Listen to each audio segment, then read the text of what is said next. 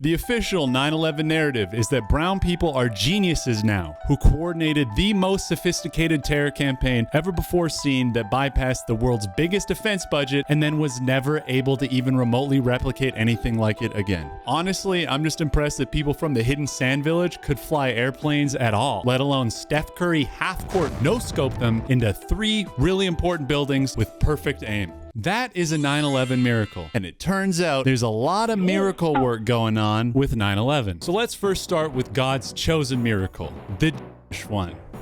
A month and a half before 9/11, this guy becomes the new owner of the Twin Towers after signing a 99-year lease for $3.2 billion. You might be thinking to yourself, wow, this guy looks very honest and trustworthy.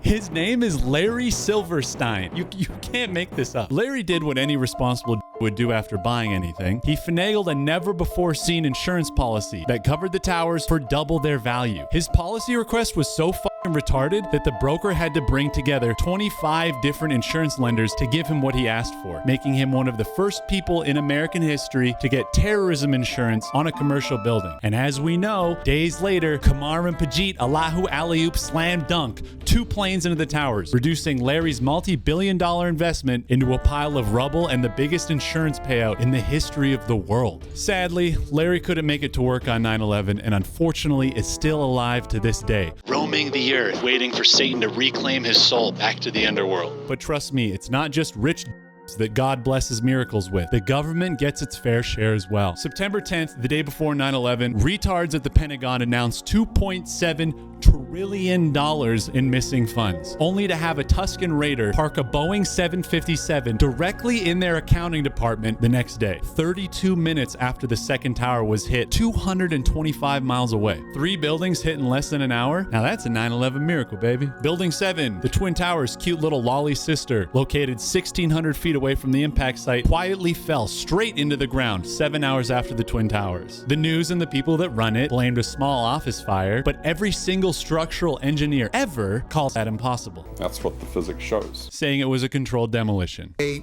perfect controlled demolition of an intact building. It is too bad engineers don't believe in miracles. Total miracle death. Now, I still have some questions, and they're questions that miracles can't quite answer. Why did Leslie Robertson, lead engineer for the Twin Towers, say that she literally designed them to withstand the impact of a Boeing 707 airplane? Until 9/11, no steel structure in history has ever collapsed due to a fire. So how the did it happen 3 times in a row in one day? Why did hundreds of survivors report explosions? There was a heavy-duty explosion Inside the lobby. It was this big explosion. Continuous explosions.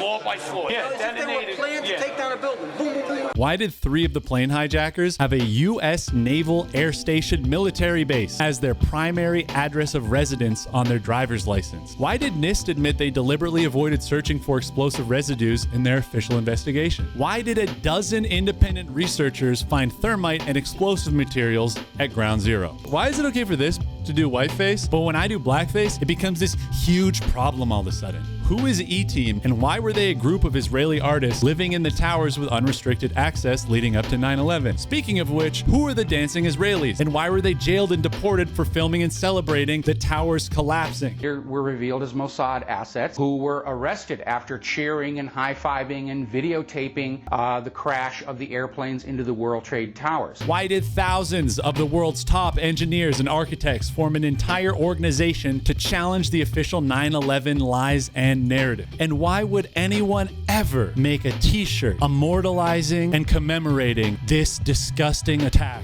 on the American nation by its own government? And why is it for sale on my website?